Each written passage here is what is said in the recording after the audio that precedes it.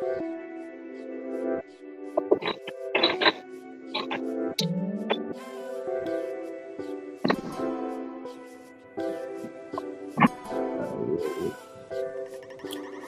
boy was good. What's going down? Yeah.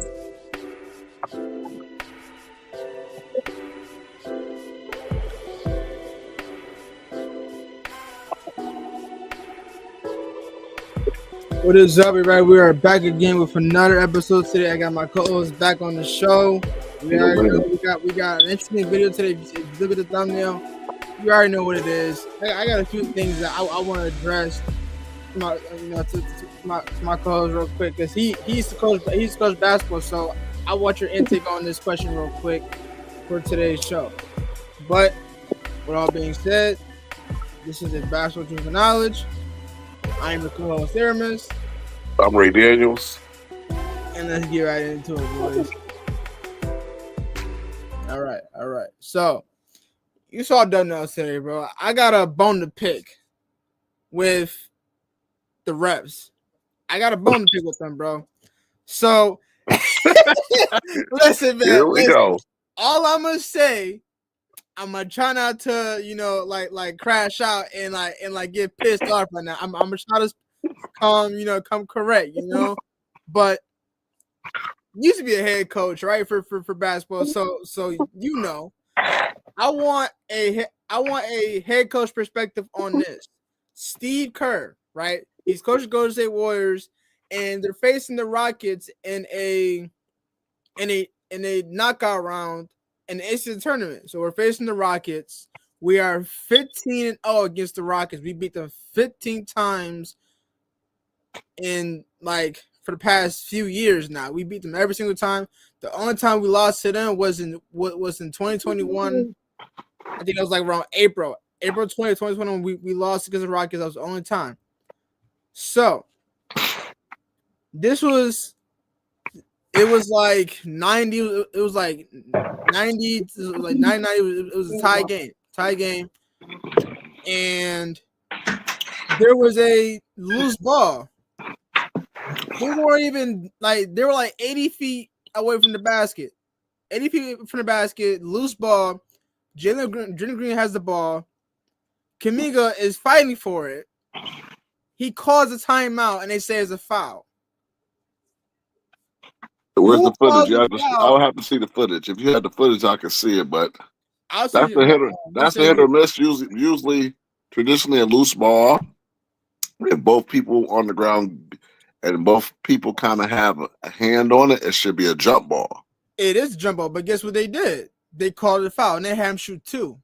So now was the one half possession clear? See, I have to see the tape because if one had the ball and he can't get up, and the other person, reaching for it, then that's a foul. Even if he's sitting on the ground, it's a foul because it's a reach foul. Now, if both people are tying the ball up and two hands on the ball, each person or something like that, then that is a jump ball. Yeah, it is because here's the thing, and I'll show you the clip right after this show because I got it. So here's the thing. So Gary Payton tried to grab the ball and it came out of his hands and it became a loose ball. So then Jalen Green and Kuminga fell to the floor and got the ball, but Green was able to get the ball before Kuminga did. And then Kuminga was trying to grab the ball out of his hands so he can get it. So they were both fighting for the ball at the exact same time. Well, and so that's a judgment call, and that's one of those calls that's hard to call. But look what you just said. You said Kuminga's got the ball first, and then the other person tried to reach and out and get it out of his hand, and they was kind of fighting for the ball. So in that case, it's a judgment call, and the ref probably felt just what you said. He had the ball first. The other guy reached in. If he bumped him or hit him in any kind of way while trying to tie the ball up, that's a foul. But the thing is, like they were on the floor. No matter.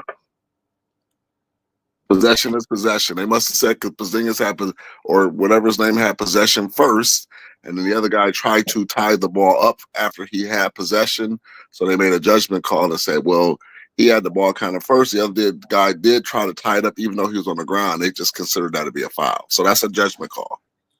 and you're gonna have them all the time. So that's one of Yeah, them balls. It's a it's just, 50-50 and call. then like I feel like because like the Warriors hasn't had a single foul call the entire game. They were like 2 out of 3 other foul calls before that one that were not called. Curry had a smack on the wrist 3 times. Still no calls. I'm like, yo, we got cheated out of the game, and we lost by 1 point. You know what happens, Amos? At this point, what that sounds like? That's a fan. Why? Nah, I'm just saying. I'm a fan. No, because I'm like, yo, Hey, listen, look, I'm a Bills fan. We do the same thing. Oh, that was on the refs. Blah blah blah. But it's like, and the crazy thing is too, like. So wait, let me ask you. So they got the foul, shot 2 shots. They up by 2. Golden State got the ball back, or that was the end of the game. No, Golden State got the ball back, but then. But then what? Well, what happened? They missed. They got blocked. The game over. Bro, we got cheated out of the. We got cheated out of a call. That wasn't called. If the ref would have decided that call determined the game and the other team didn't have a possession, then I can say with you. But the fact that they got the ball, the other team scored, Golden State had a chance to respond, and the other team just played great defense. Game over. But it's game over. Why are we still talking about it? Game over. They had a chance to respond, and they got the shot off, and it got blocked. Right. Even Steve Kerr said, I've never in years seen like a jump ball turn into a foul. I mean, it's a judgment call. Happened. Okay, it only happened one time because he said he's seen it in college one time, but in the NBA, have you ever seen a jump ball turn into a foul? Well, it was again. It's not a jump ball. It's the ref considered the other person had possession first. I mean, that's the long story and the short. You're gonna fire. So now we're gonna fire the ref. We're gonna fine the ref because he didn't call it a jump ball. Instead of saying that the other ref because he was like, my bad, I didn't call it. There were 3 calls. Listen, I can't stand the reffing this year. This year's been one of the worst refs, and I'm talking about for football now. Football's been one of the worst seasons for refs. Period. So has the NBA. And so now here's the NBA just starting. So what I will tell you is that but I've seen some of these refs now are newer, and they just don't have the experience like some of these veteran refs. And here we are. You know what I mean? You just have to deal with it. But I remember at one time the reffing used to be pretty decent. Yeah, they were. But I think like and I do agree with you on that too. Because we have been getting some new reps. But I'm talking about because we had Scott Fisher. I don't like him at all. And then we got that other ref. I forgot his name. He didn't call no fouls at all, and Scott Fisher didn't call no fouls. So if you think about it, the only player that had an issue with him was Chris Paul. And you know how many times Chris Paul and Scott Fisher got into it several times, and Scott Fisher would eject him immediately. But the fact that like he's had a history of not calling no fouls whatsoever is kind of like, bro, what are you doing? So I just want to put that out there because I want the viewers to like have an input on like, do you guys think that was a jump ball or still a jump ball but a foul because Kuminga reached in and tried to take the ball, but then he calls a timeout, and then the refs look at it and they say, you know what? You know what's gonna happen on that, Aramis? The people foul. who are Golden State fans gonna say one thing, and the other team's gonna say it was that, and it's gonna be a 50-50 poll. I'm speaking just like basketball fans and like just overall because man, listen, I coached basketball. You played basketball. Steph Curry's played basketball. He said the one thing I can tell you is he said that he didn't say I've never seen it. I've seen it. It just hasn't been a while. But that at the end of the day, the long story short, what Steph Curry said, your guy said that although I haven't seen it in my tenure in the NBA, the call has been made in my career. So why is Steve Kerr saying like he's never seen that play before? And he did. No, he did say he saw it. He said, I just hadn't seen it since I've been in the NBA, but I saw it on the collegiate level. So that means the call has been made before. Right, but it's rare. In college though. But it's rare. Never been in played in the NBA. Yeah, never. I mean, at the end of the day, basketball is basketball. You just have different levels, but it's still the game. It's still a call. It's not a such rule as it's only certain rules that apply to being a professional, and that's not one of them. Right. It just doesn't call every often, you know. Just like the shot clock is different from high school to college to basketball, but we still have a shot clock at just different time for different levels. But that call has been made before on every level, just not often. I don't know, man. It's just like I just don't understand it. It's just like, yo, right here. Golden State fan and his feelings. Let's go. Like, I'm not in my feelings. I'm just saying because, like, bro, it is a dumbass call. Like, what do you mean? That can't be accurate, bro. That's all right because, like, when we see them again, you know, it's another one that's real controversial. Is the 3-second call. The 3-second call we can cry about all the time because how many games have you seen a person actually in the paint for longer than 3 seconds and they don't call it? Then when they do call it, people be like, oh, man, come on. He ain't had, you know, so it's one of those nitpick calls. It's a tit for tat call. Well, it's, I think, and next time, listen, Amos, I challenge you and I challenge our fans. The next time you watch an NBA game, pay attention for a little bit who in the paint and how long they in the paint before they actually call 3-second call. They really call second, like they barely call those. No, but see what you listen, audience, listen to what Mr. Amos just said. They barely call it, but it's a call that exists. And then here we got the jump ball call. They barely call it, but it is a call that exists. Okay. And now, depending on the timing of the call, we're having this conversation on the podcast, Truth and Knowledge. Let's go.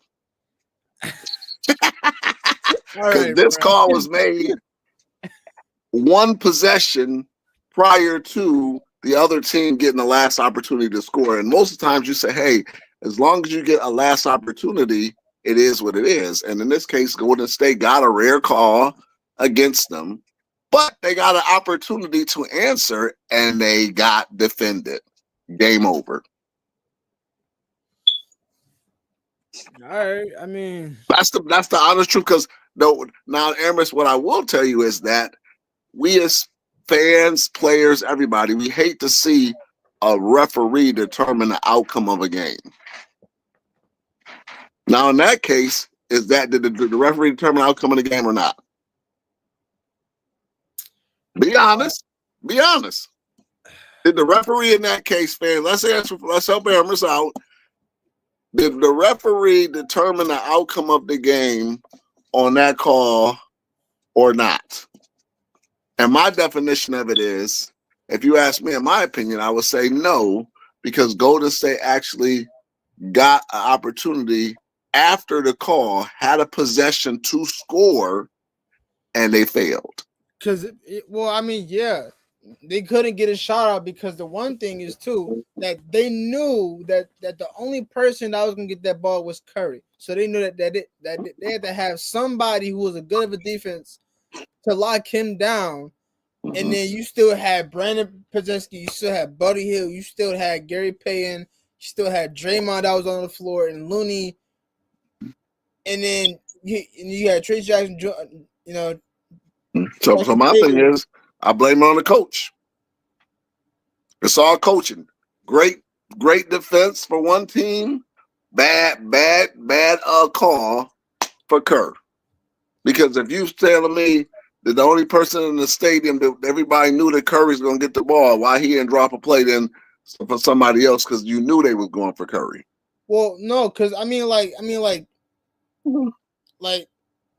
Steve Kerr doesn't really have to draw the play for What Curry. do you mean? Because you just told me everybody in the world knew Curry was going to get the ball, and they I couldn't. know, but listen, Curry ain't the only person on saying the that team. because but I'm only saying that because like even Steve Kerr knows like okay, cool, like everybody knows how nice Curry is, so they're gonna lock him up at the last minute because the team knows that they're gonna lock up Curry, and you got so many other players that can shoot the ball. So Steve Kerr is not like his plan is not okay. You know what?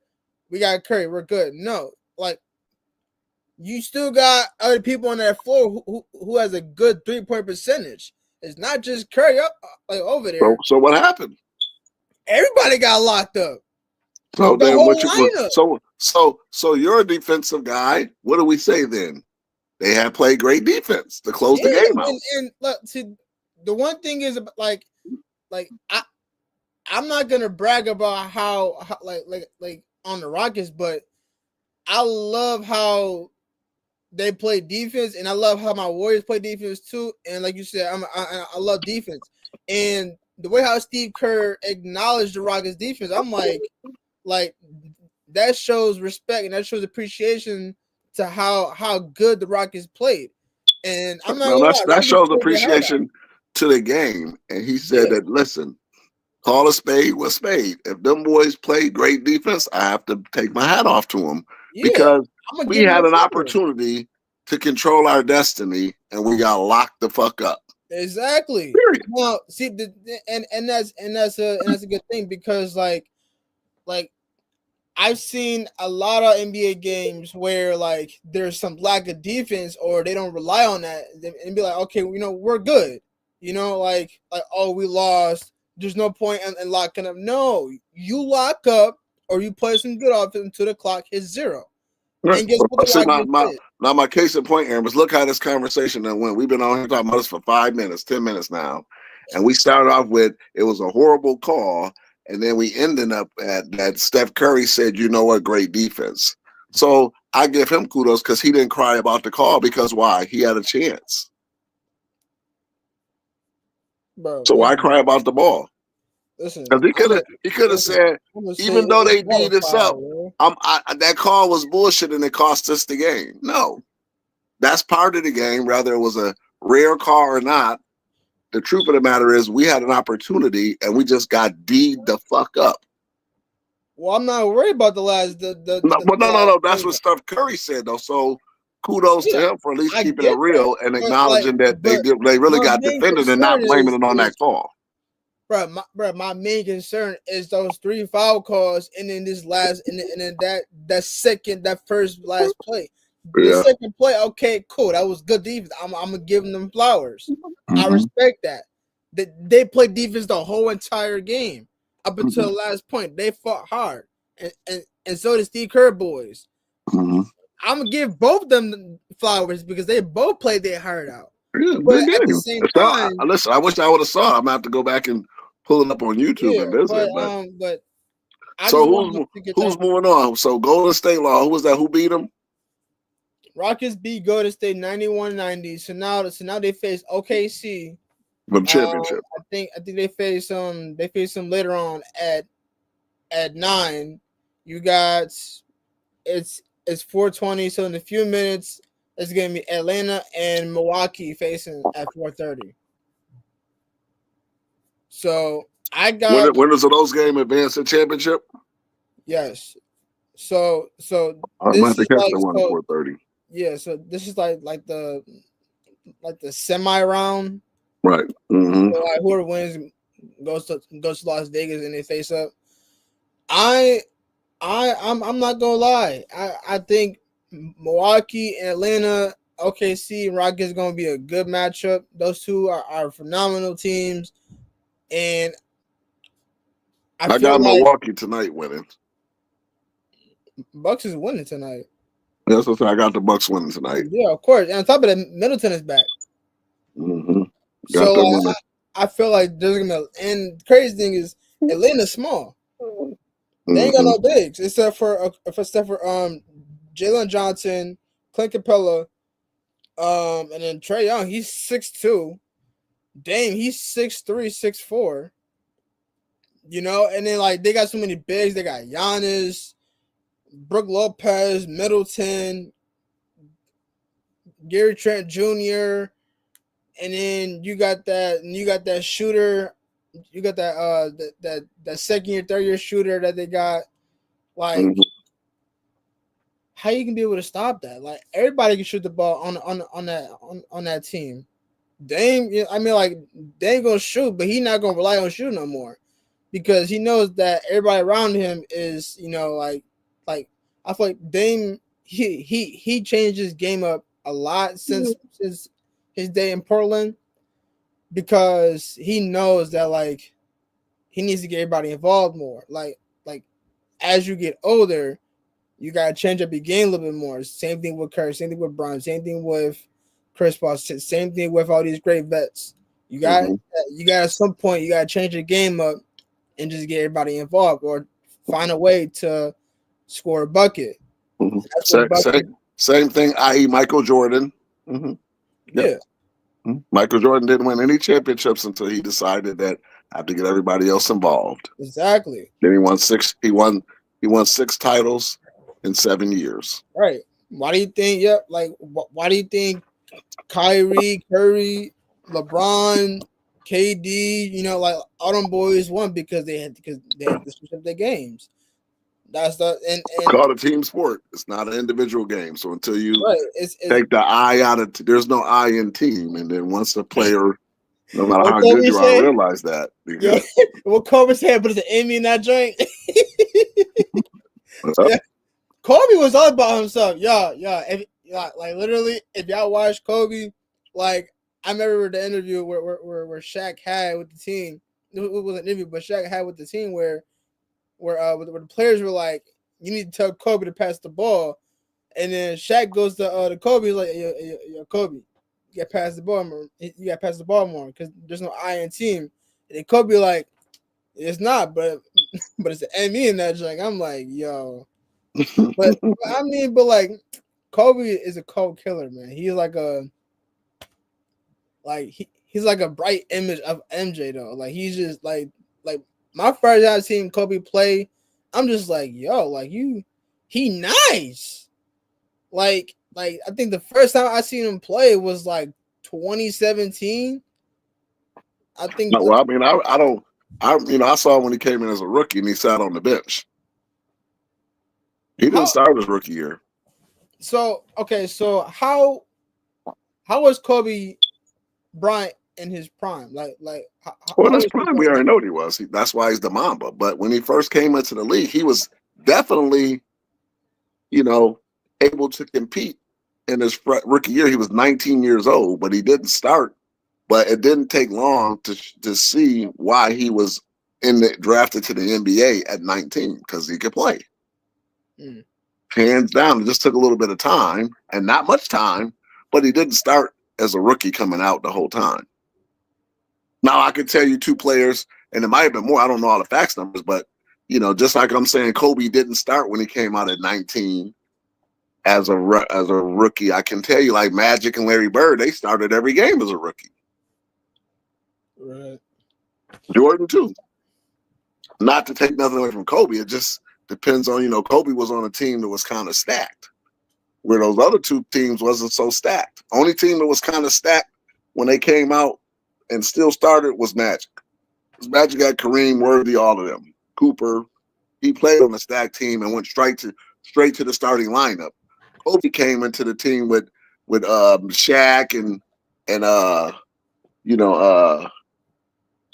man, I have to look. They had a whole bunch of boys on Shaq on the team. They just came off the championship with them, and then they brought in Kobe. So he added 2, but he just didn't start for that, right off the gate. But at the end of the day, a legend.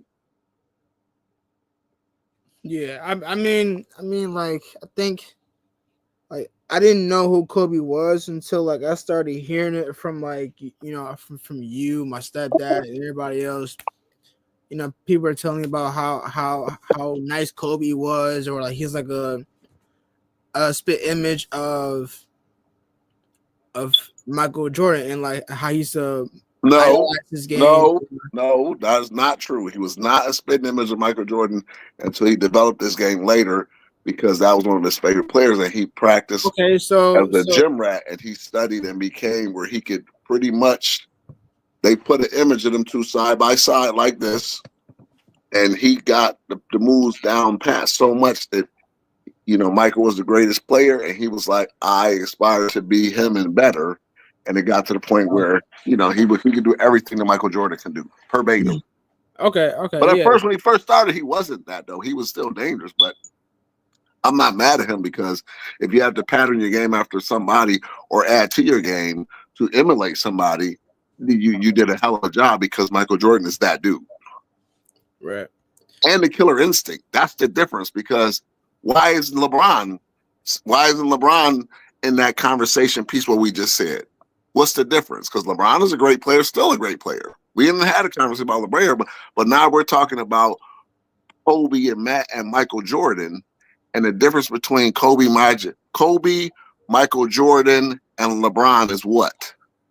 I'm gonna ask you, what's the difference between them three, as far as player instincts? I mean, it's a big difference, because, like, MJ, like you know MJ and Kobe more than I do. I've only seen Kobe at least about 1 or 2 years before he retired. Mm-hmm. Like, you know, MJ didn't start actually winning rings when he decided like he couldn't do it on himself, so he had to acquire some help, and he actually got 6 rings. Right. Well, all of them did that. Didn't get rings until they actually played to get the help. But that's not what I'm looking. That's not what I'm getting at. But that is correct. So all of them did that together. Right. That's collectively. But I think is what makes LeBron so different is because, like, I think it's like the way like he's had so many years in his time of playing where he's played the game a lot more differently. Like 2014 when they played against I'm sorry, this was like 2013 when they lost against Dallas. That whole 2014 year, they played the whole game with no threes. They just attacked the paint simultaneously. Him and D Wade, like, he became just like dominant that way. Like he's had so many years where he just became dominant. 2018, he single-handedly destroyed every single team. He became Ladanos. Like, he was just wiping out teams left and right. Like he just became dominant. And then people are saying like he's as dominant as MJ, and I'm like, well, I don't know if he's as dominant as MJ was. No. I mean, that's a fair statement. Yeah, with the cliche. It's a fair statement with the cliche, because LeBron is probably going to be one of the most dominant players to play ever because of the time he played. Right, but I think and then it still hurts him because he's played so long. So obviously you're not going to win everything, and then that can hurt you, or that can hurt you on one hand, help you on the other hand. It helps him because he even played over 20 years, still playing. So at some point, there's going to be every record broken, possibly because of the time he's played. So let's start off with that, because if you play 20 years, just like they were saying, you know, he's surpassed Michael Jordan, a lot of Michael Jordan records. Well, the difference is Michael Jordan played 6 less years. So now, does that mean that one is better than the other? I mean, you know, we can have that. Well, my guy did it in a less amount of time, so he was more of an impact player at a shorter amount of time. But yet, still, at the end of the day, the records is the records. So that's one argument where it hurts LeBron. And then the other one is it helps LeBron because at the end of the day, why couldn't Michael Jordan play 20 years then? LeBron did it. Yeah. Well, I think and still doing it at a high level. So then we'll never know the answer, but then that's kudos to LeBron. So you see how the argument go back and forth.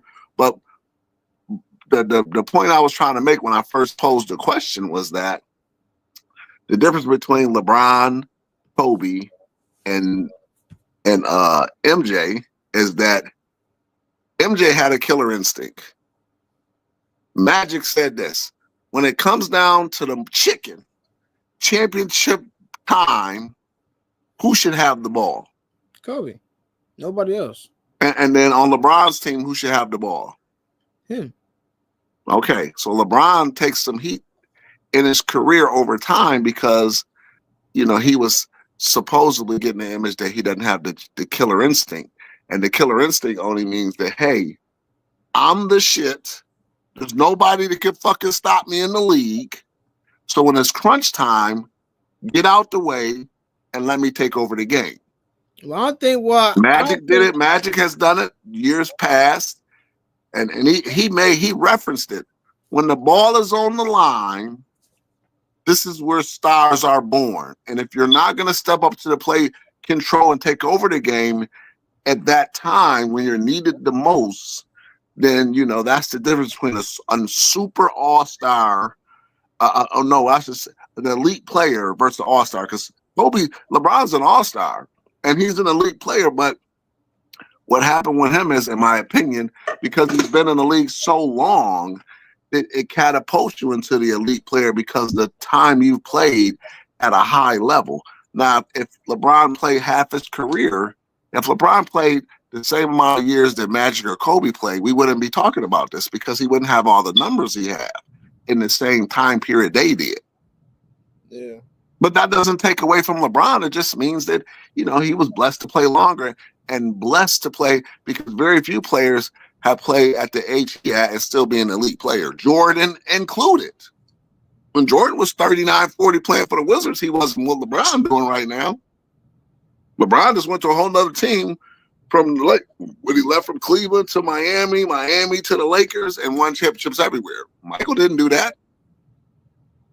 So you see what I'm saying? So we can go back and forth, which still puts LeBron as, you know, LeBron to me is going to be one of the, he's the most all-around player that ever played the game, in my opinion.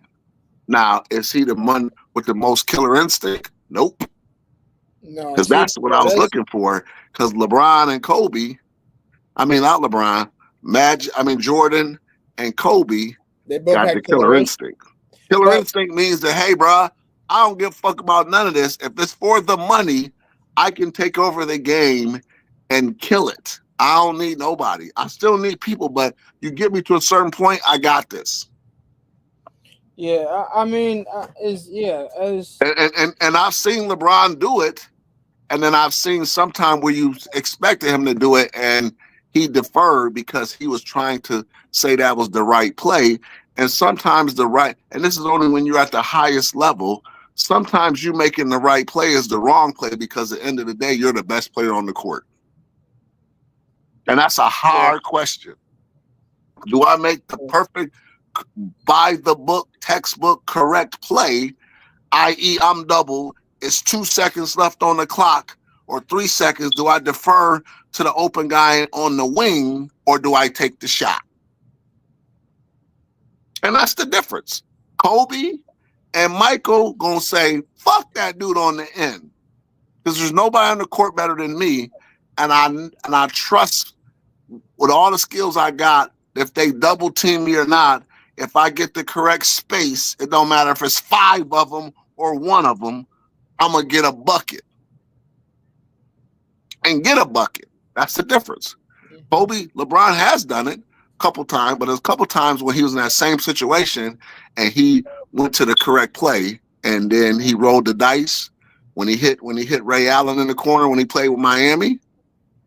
Good shot. Ray made it. Great play. He did it a couple other times. They didn't make it. Then they questioned him because you're an elite player. You getting played the most bread on the floor, the most dangerous player on the floor, and you deferred in that moment. And that's a tough call, but that's the difference that LeBron has that Kobe and Michael will never have because they never put themselves in that situation. And that's how you created the Jordan or LeBron, who's the GOAT, blah, blah, blah. And then we as old school always say, going to defer to that because Michael Jordan did that at the highest level and won at the highest level. 6 championships in 7 years. and won the year he didn't win, he was retired. And so you think when in those 6 championships games, 6 finals, when it came down to the chicken, did you think Magic passed the ball in any of those scenarios where it was he needed to make the shot or he deferred to the right play? Fuck no. And so it's hard for us for old school to be able to say anything else when we look at LeBron, because he just wasn't that kind of player. But now does that make LeBron a horrible player? No, LeBron's a great player. He's probably going to go down as the best overall player to play the game ever. But he just don't have what we just was talking about, and that's the only difference. Okay. Yeah. In my opinion, and that's how I try to sum up the argument. So when they say, well, who's better? It's hard to say, because I can tell you a lot of categories LeBron is better than Michael Jordan.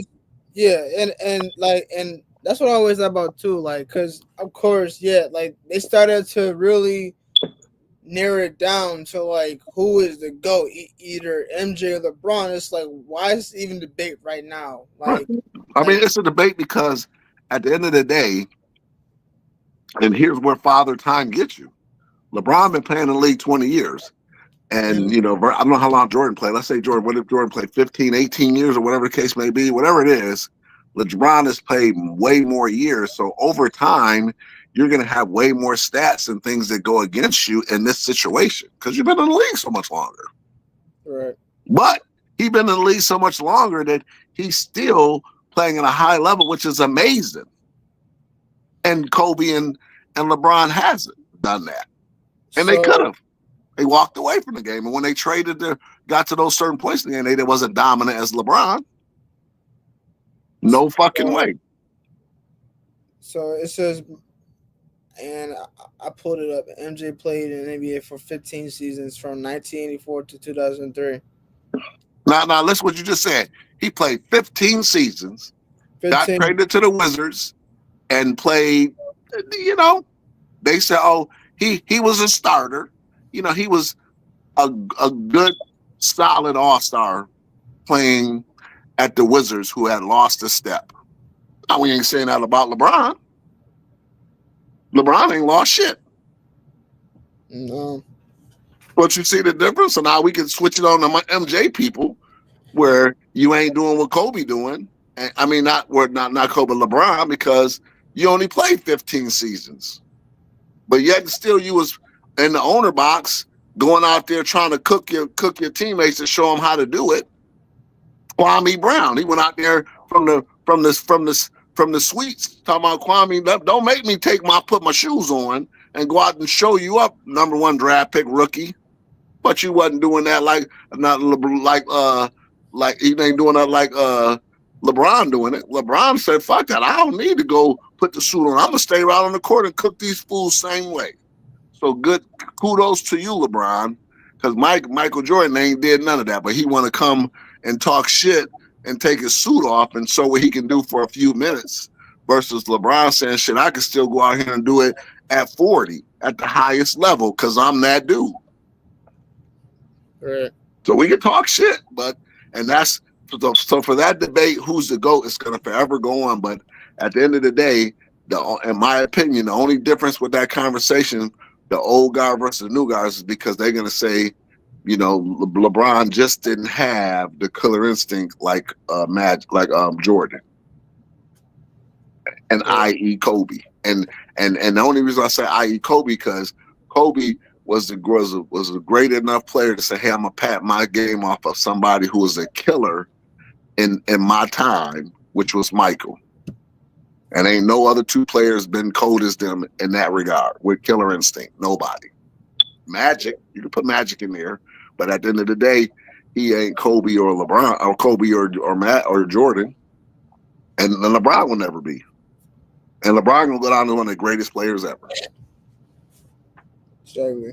Yeah. So I don't know if that helped you, the young people in the audience. So, if you have comments, please put us in the comments and tell us about it. But in my opinion, please. That's the only difference between the GOAT conversation. We had 2 arguments already. So if you guys got any questions or concerns about those 2, please put it on the chat and we'll answer them.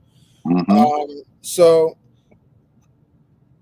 last week I wanted to talk about this main topic, and we weren't able to talk about it. So I'm gonna bring it up for you. I got the thumbnail. So if you look at this, Father Time is coming. This is for LeBron James himself. How much time does he like? Is this his last time playing in the NBA? So let me start with this before you even finish. I don't mean to cut you. Okay. Really quick, my answer to that is Father Time is going to always win out. Okay. Right? So now, here's what's going to happen. And I just saw Stephen A. and all of them talking about this particular topic now.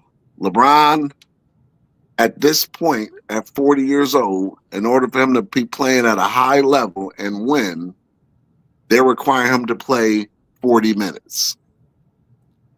40 minutes. And they still might not have a chance to win because whatever. So now at the end of the day, can a 40-year-old man play 40 minutes every night, 82 games? And the answer is no.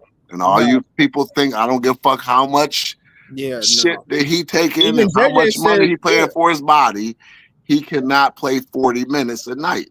So now to answer your question, Father Time with based on him with this 40 minutes is doing like this. You know what I'm saying? Doing like this. And so now it's going to come, LeBron's, when he steps on the court, can you continue to play at a high level, giving us double-doubles or better or triple-doubles every night? No, because now what's going to happen is his minutes is going to have to decrease. And he has to pray I don't get an injury, because the next injury he get is over, depending on which injury he get.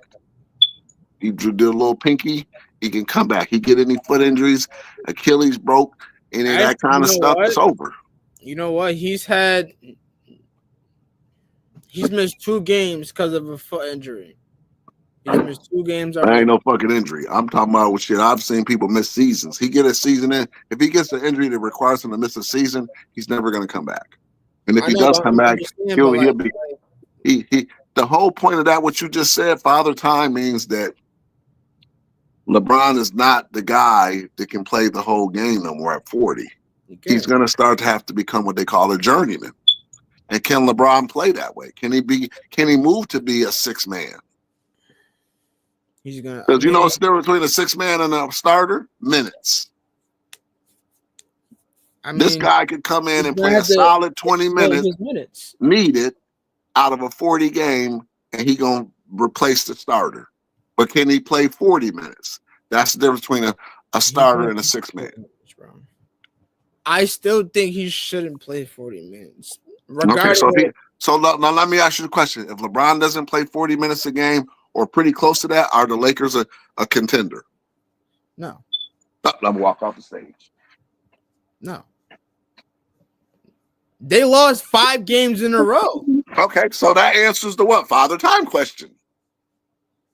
We just answered our own question. And you said it yourself, and you're from the young generation.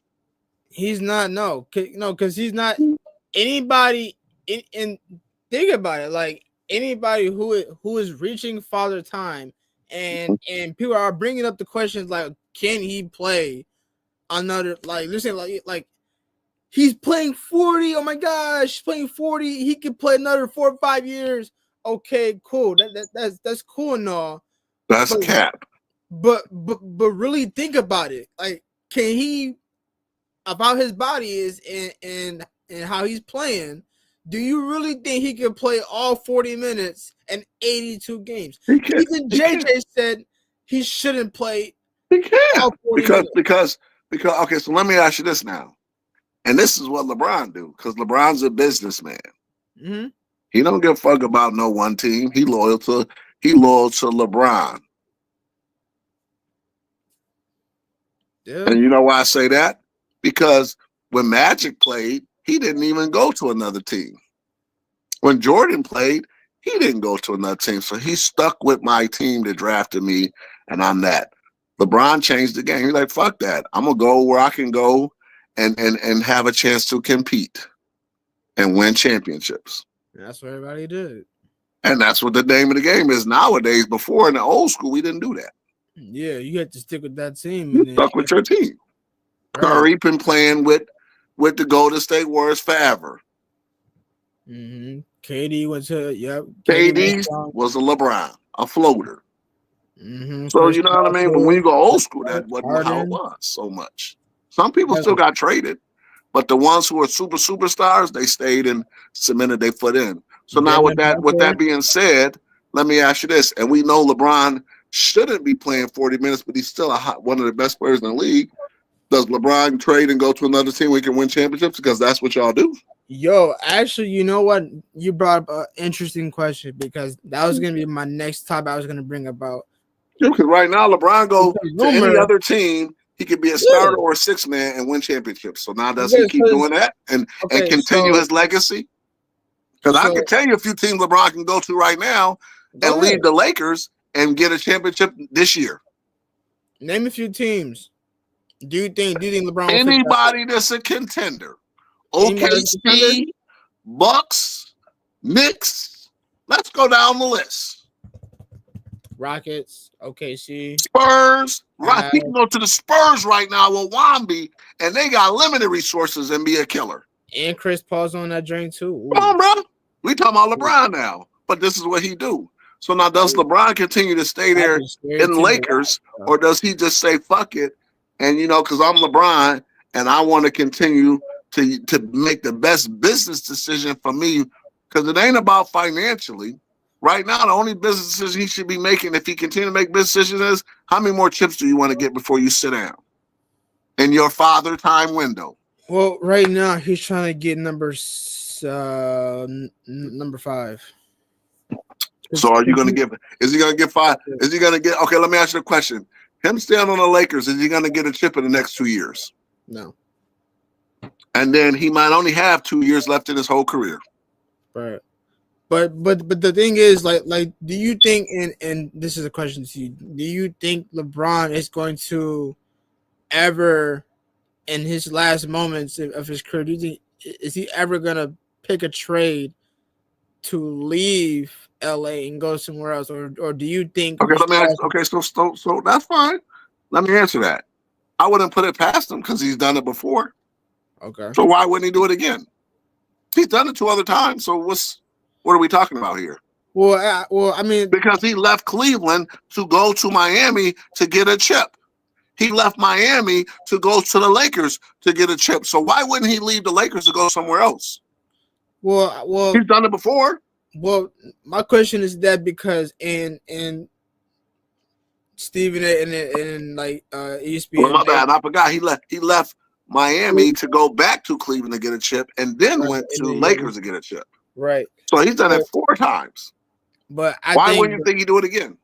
But it's the reason why I brought this question up to you is because of LeBron's agent Rich Paul. Like he may try to pull some strings and kind of like deny it. But if LeBron decides, okay, I want to trade, LA is going to they'll trade. LA will trade LeBron. Of course, they're going to work that. But you got to figure this: if you have LeBron in your camp and LeBron wants to leave, you are going to ask for the mother load to replace him because he's worth it. Exactly. Right now, LeBron, and this is how valuable LeBron is. If the Lakers decided to let LeBron go, what do you think they should get in compensation for LeBron? Depends who they give him to. And I don't give a fuck who you give it to. What are you taking? What is your minimum on the board? Any team in the league that you want for LeBron, and you're the GM, Aramis. What would you want? Minimum. I don't care where you go. Before I even I want you to think of you're the GM and say, LeBron just asked for a trade, so you don't care where he go. What is the minimum you're going to want for him? So that's telling me, what do you think his value is in the trade market, no matter where he go? What do you think his value is? And I want the audience to tune in and tell me, what do you think, LeBron? We maybe need to do a whole show about this. Or another segment. What is LeBron's value if the Lakers decide to trade him in compensation for him, no matter where he goes? And that's but I pose it to you first. What is your thought as the GM? What would you want for LeBron, no matter where he go? Hey, what's the minimum? I'm probably gonna say they're probably gonna trade him for a superstar, and some draft picks. How many? You got to be specific in this because some is a lot. Some could be 1 or 20. I'm trying to think of how many they probably going. I'll probably say about 3 draft round picks. Probably one that's in the later second round. You got one that's in later first round, and you got a first rounder. So I probably say. So you're saying LeBron is not worth a 1 pick? Well, I mean, you only got 2 picks. No, because I'm saying because let's say they trade him to Milwaukee. Let's say they give him to the Bucks. Of course, you're gonna have to give up at least a few pieces. And see, you can't say that's too general. We got to be very specific. If you go to a team, some draft picks. Yeah, so then that's why I want to break it down. So let me answer what I was saying, then maybe you can get the format I'm looking for. So if I was the GM of the Lakers, I would say, okay, no problem. If I traded to team whoever, if I don't have your number 1, I want your number 2 player, and I want a first and a second. Or I would say, give me your best player and give me your best player, a number 1, or or give me 2 number 2s. Well, you can't say that because let's say Well, it just depends. That's my scenario. That's just my. So I don't care. But this is my minimum, and then it gets team specific based on what you have to offer. But no matter what they have to offer, I think LeBron still demands 1 player or 2 players plus a number 1, no matter what. Okay, but LA still has some draft picks of themselves, so that's adding more draft. Yeah, but that's your whole point, because if I'm giving up LeBron, I want some good compensation. So I ain't gonna worry about what I got. I'm gonna talk about what am I going to get, because I'm losing a major piece. You are losing a major piece of that. So don't worry about what you got. I want y'all to answer the question: what are you getting for him minimum? Now, of course, we can go team specific where we want the superstar, or we don't, or we want 2 players in a second. Do I get 3 players in a second, or do I get 2 decent players and 2 a first and 2 seconds down the road? You know what I mean? So, but the whole point is he's in that conversation to get that kind of compensation. And then you got to think about this, GM. Do you hurry up and do that this year while the value is still there? Because if LeBron gets hurt and he's out, his value drops because of father time. Right. LeBron get Achilles injury right now and he out for the rest of the season, and then he does all this stuff and come back next year. Is his value the same? At 41. Yeah. Is it? Yeah. I mean, is his value the same, GM? If he get a serious injury and he rehabs himself with the best, he pays $1 million for his body, he can come back off that kind of injury, but will his value be the same? Yeah. So yeah, guys, definitely pose a question in the comments for that conversation we just have, and me and our co-hosts definitely want your opinion on that. What would you guys? I got one more thing here before we hang up, before we get off, and this is a great conversation today. I got one more segment I want to talk about. And let's not go long. Let's wrap it up in 2-3 minutes because I gotta go too. Okay, cool. How about my guy Bronny James? That was the next thing I was gonna bring up, bro. Actually, you know what? Hold on, I got you. I got you. Hold on, I got you. League, first double he had since fucking high school. Hold on, I got you, bro. I got you. Hold on, I'm gonna pull up the stats. Let's give Bronny his flowers because he has so much haters. Oh, he daddy boy. Daddy boy. Which if dad didn't get him in the team, he used the strings. But he scored his first double-double. Was it a triple-double or double-double? What was his stats? 30, 15, and what? So he had 30 points. He was 13 for 23. He had 3 3-pointers, 3 rebounds, and 2 assists. 2 assists? So he scored his first 30-piece in a professional game. Yep. Ever. Flowers to Bronny. And the crazy thing is, it's a road game. In a hostile environment. That was his first road game that he had. And I'm not sure what team he played, but like he had a career high of 30 points. And I'm just like, yo, he's shutting the haters up now. Now everybody's starting to see like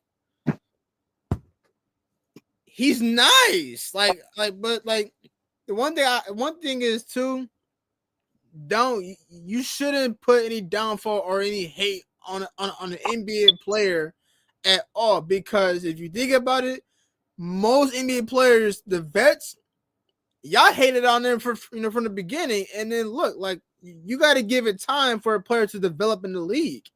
Bronny, just because he's LeBron James' son, and like he only played half a season in college, you want to go crazy on him? You want to like talk bad about him? Well, what I tell people is that Bronny is not his dad. He's not a Kobe. He's not a Jordan. Unfortunately, he wasn't born with that kind of talent. Even though his dad is a rare talent in the world. Exactly. He's not. But what I will tell you is he's a JJ Redick. He's these kind of people who, what I say is, even JJ Redick, he's a great player, but he wasn't no phenomenal freak of nature. But what I will tell you is he's put his work in the gym, and his skill set and craft is eventually what went over because he's put the work in. And this is what I tell these young boys: you got to put the work in, because Bronny ain't no freak of nature. He ain't no Kobe. He ain't none of that kind of person. But here you have a kid 6'1". How tall is Bronny? 6'1", 6'2"? 6'2". That's small. Yeah, that's small. Small. He's the same height as Trae Young. But that just means that what? He's put a lot of work in the gym, exactly, and it's paying off when he has his moments. So can LeBron or Bronny Jr., Bronny James be an NBA player? Absolutely. Will he be a superstar player? I can't answer that question. Only he can.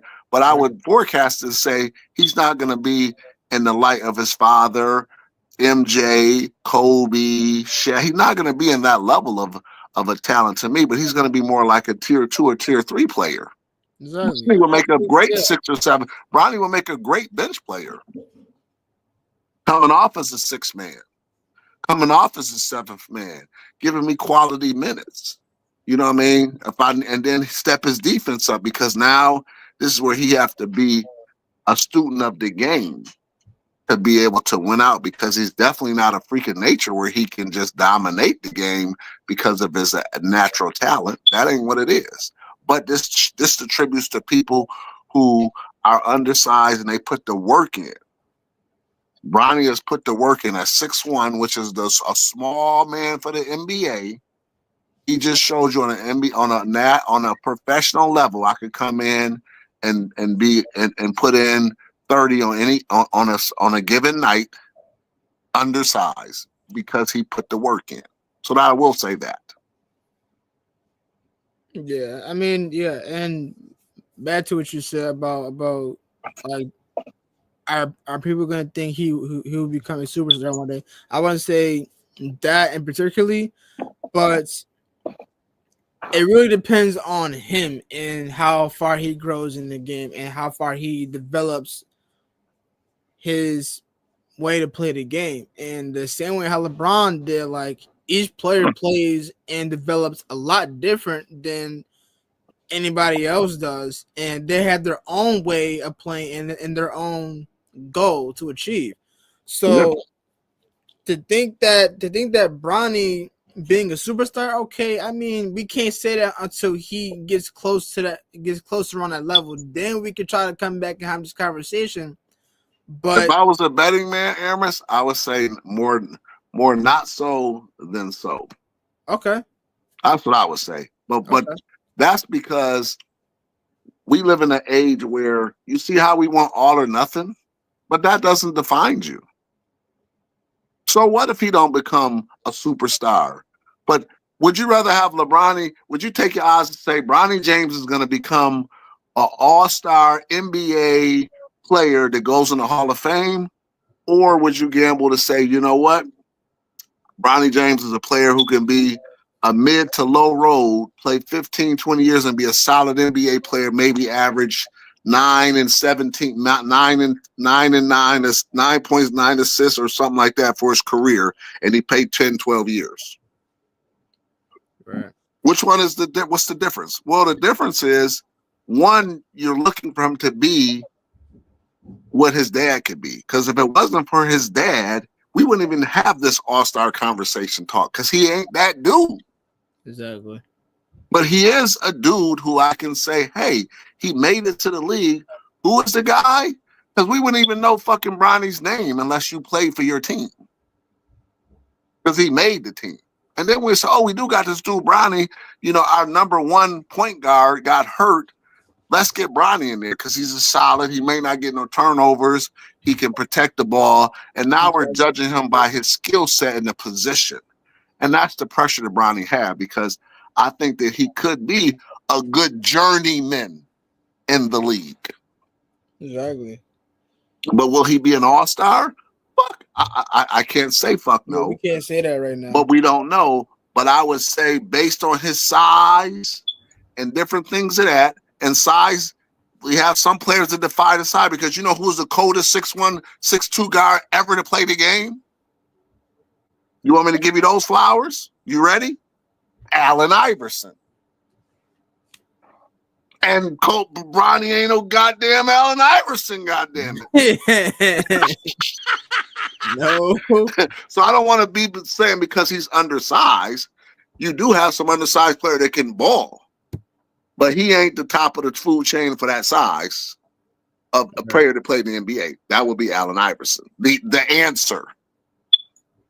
Yep. So I would say I love Bronny's, you know, that he's stepping up because that 30-point game shows that Bronny can say, man, I put the work in and I deserve to be here, but I got to always keep the work in to stay here. Right. And so that's my flowers to Bronny. Yep. Thank you, Bronny, for shutting these people up. But these people here are riders because they feel like because your dad. And your dad didn't help you because he helped you as a father. Because if it was my son or Emerson was your dad, you're going to the league too. Because I know that you put the work in. Because you told me this is what you want to do. So we put thousands and thousands of hours in for you to become who you are. Skill set wise, and as a dad, I would do it every time, and so would you. But now, when he gets there, you have all these people who's analyst. Whether you're a couch analyst, like I'm on the couch now, or you become a podcast analyst, or you become a professional analyst. He is not going to be ever what his dad was going to be, and I will go on record to say that I don't care what his forecast will be. I don't see him being nowhere near or half the player that his dad is. I'll even go that far. Exactly. Yeah. I don't even think LeBron would. If Bronny lucky to win a championship ring in his career, it won't be because he was the determining factor of why it got done. He might be saying, "Hey, I played on the team and I contributed," but I don't think he'd even be the person to say, "Hey, I dominated and they won because of me." I don't even think he'd be that player. But every player can't be that player. You got to have role players, and I think Bronny James, with this 30-point performance, shows that I can play on this level. I just got to keep working, stay consistent, and be a great contributor. And he has to be in the right situations, because for him to go on a team where he can't even help the team, then why he's on that team? He need to go somewhere, some of these teams who need help. Wizards. Right. Name a few of them. I don't know all the teams that suffering this just playing suck ball right now, but you put somebody like Bronny in, he can't do nothing but help or add. Actually, there are a few. And to be honest, like we got a few rookies that are like that came as a number 1 overall, number 2 overall. Like usually, and I'm gonna say this, throughout the years, we've had a lot of number 1 overalls and number 2 overalls who's had their best careers ever in the NBA. And this year, we've had the worst number 1 overalls. And Bronny, and I feel like Bronny, Jared McCain, Donald Connect. Like, there are a few rookies that are outplaying all the rookies in the league right now. They're doing a lot more better than anybody else is doing. So I'm gonna give. So let me ask you this: with that, with just Aaron, looking at Bronny's stats when he did play, is he the worst? Does he has the worst stats out of his draft class? And that would be something to research. But I would say that he did score. He did get some assists and rebounds. And I bet you on that list for that 2 draft for the first and second round, it might be a player on there who didn't even get no minutes. Well, I mean, we've never seen a rookie get a 30 piece. Well, no, 30 piece doesn't count because it was G League. Well, it counts as professional, but it doesn't count as NBA career. Well, I mean, Dalton Connect, he had a 30. He had 30 piece in a regular NBA game, right? So yeah, so he those players are past him. What about some of the ones who've been comparable to Bronny? Because I know he ain't the only one. This like you said, this not playing the greatest that got drafted. That's what I want. That might be a question for another segment. But at the end of the day, is Bronny? He was it's 60 picks, and out of the 60 picks, is he the worst one out of the 60? Is my question. Stat wise, not projection. Stat. We'll look into that going into another segment when we talk. But is that a fair question? Yeah, that is a fair question. So we'll see. Because if he's not the worst, then that means that all you gotta do is keep working. You're here now, and you're not the worst. Exactly. Or he may be the worst. When I say worst, is he 60 out of 60 ranking wise, or is he a little higher? Because he got drafted 59. He did get drafted second round, 59 overall pick. So out of the 60 players, is his NBA numbers to this point in day, or whenever we follow up, is he the number 60 out of the 60, or where does he sit in that 60? We know he ain't number 1. Yeah, we definitely not, because I've seen other rookies that's had a much better stats than he's had when he first came in. But and then so one question would be, where does he sit within the top 60? And then second will be like, okay, is he viable that you think he can even survive to stay in the league? Because I can tell you, for another topic, look how many people got drafted into the league and turned into a bust. And they're no longer in the league. Yeah. So that can happen too.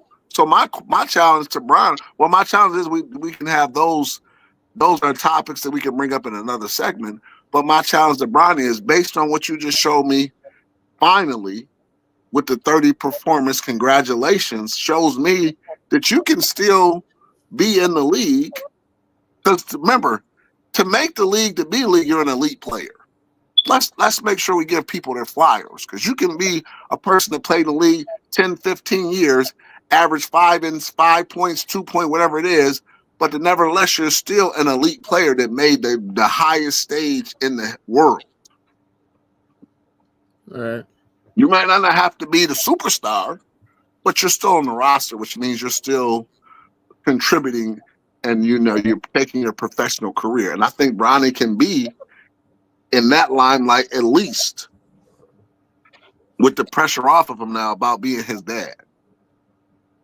He's not LeBron. He's Bronny. So now is Bronny going to be a person to say, hey, I played in the league for 10 years. Do you think Bronny can make 10 years in the league? We don't know, but let's at least start putting him in that level. Can you play in the league to begin with?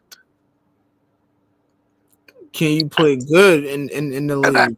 Hey, listen, if you make the league and you stay in the league for 10 years and you're a journeyman, then that means that you just had a decent career as an NBA player. Kudos to you. And fail to look and give those players props.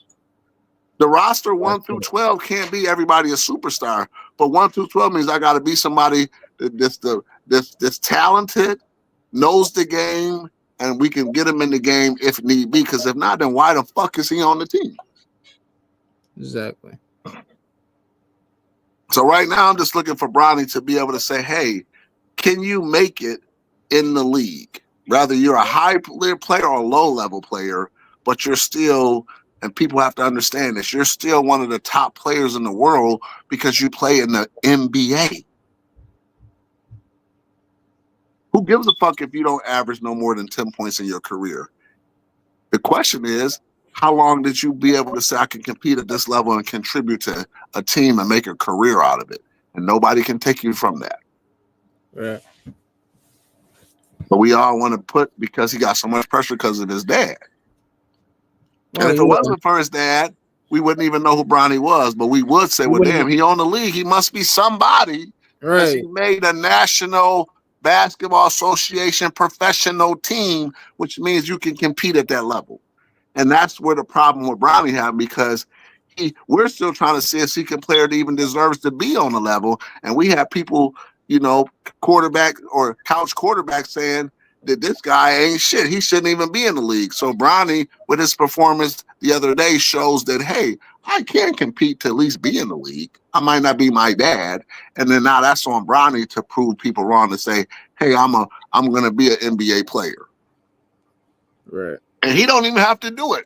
He can be like, fuck the league. My dad got all the money in the world. Why the fuck do I need to be here every day and go through this? Unless you really love the game. You think Bronny ain't got no bread? He got bread. He got bread. So you gotta love it then, right? You gotta love it at this point, because it ain't about money. That nigga got 6 cars in the garage. He got more money probably than the rookie class. He got his own whip. He got his own whips, plural. Oh, he got 6? He got more whips than one? Shit, look him up. Okay. That nigga had a whip in high school. He did have a whip in high school. He did. Come on. He did. Talking about Bronny James. Bronny James. What are you talking about here? I didn't know he had 6, bro. I didn't Go know look he him had up, bro. 6. The man had whips since he was fucking could drive. No, it's crazy because like he didn't need the NBA check. His NBA check is probably, lunch money. Man. Your dad is the richest dude, the greatest player on the professional planet. What are you talking about? You got bread. Yeah, I mean he do. I mean, like, but 6 cars though, like that's. He probably got a house. Go look up your boy Bronny and see what assets he has. He's in the same house with LeBron. What you mean? He probably got a house. You probably go look him. Let's go check LeBron's Forbes status. What's his worth? Bronny living in the same house as his dad. Let's fact check that. Okay. Does Bronny own any property? He could probably live with his dad and still own a project or some other shit because he had bread.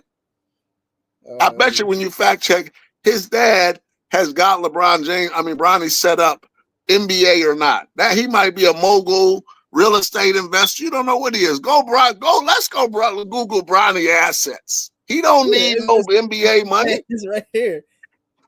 If you search on Sports Illustrated, Bronny still lives in LeBron James' massive LA. Okay, so let's punch up what's his assets and what he have.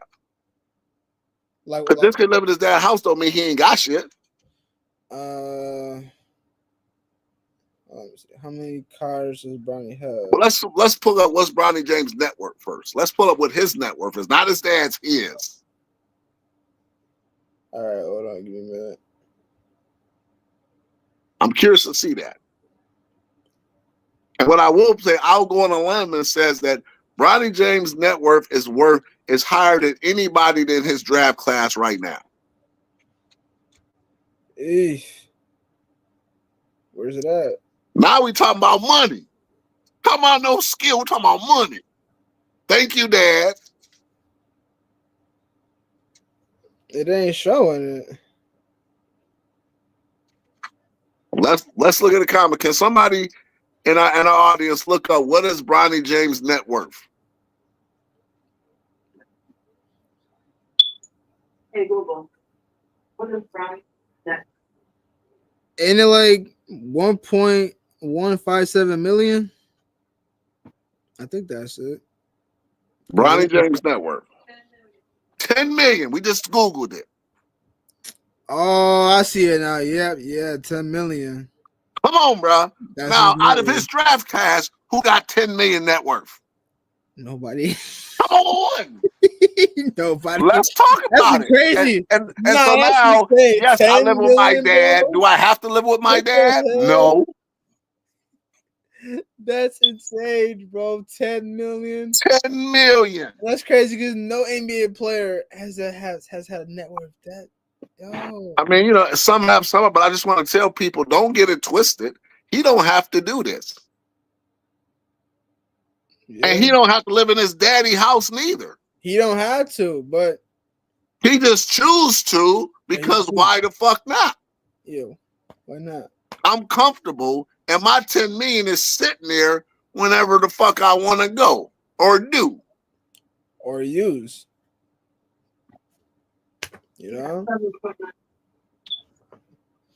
But and that's not counting what he get playing on the team. But I don't need it. Right. All right. Well, I think we finished. Yeah, I'm not gonna lie. It was kind of good, and that drink off, man. It was really good. It was real good. But we gotta, fortunately, y'all, we gotta end it off because my cousin got places he gotta go, and I got stuff I gotta do. So we got. But if you guys like, we did 2 main topics in one episode. I hope you guys like that one. Next week, in the next 2 weeks, the 2 subjects will be about LeBron James and Father Time. We will do another one with that one, and then the next one we'll look up. Does Bronny has the worst stats or like out of the draft class? Of the draft class. I'll do some research. My cousin may look into it. I'll look into it as well. Right. And then we'll bring it onto the show, and then we'll talk about it. But as of right now, just stay tuned. I'll post it. I'll put both our social medias in the comments so you guys can DM us or try to connect with us, talk to us, ask questions, and then we'll get back to you or we'll bring it on the show. All right. That's what's up. Let me go and start this music so we can get up out of here. All right. Thank you guys. James, 10 million. I love it. 10 million. Yeah, 10 million, bro. Hey, Bronny. I don't know if you're going to do it, bro. But go ahead and do what you got to do, dog. But thank you guys for staying tuned to live. We will be doing some extra big bangers 2 weeks from now. So stay tuned to those, but bear with us. We're trying to get as much subscribers as possible. Right now we're at 22. If you please just keep running them numbers up. Subscribe, hit that post notification so you can get any live or posts or clips.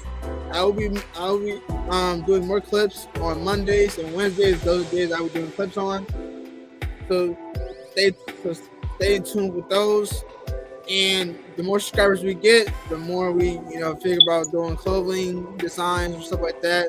We'll start doing that, but we need a certain amount of subscribers for those. And then that's that. But thank you guys so much. It has been the Gospel of Knowledge. I'm Ray Daniels. Peace. Peace, y'all. Have a good one.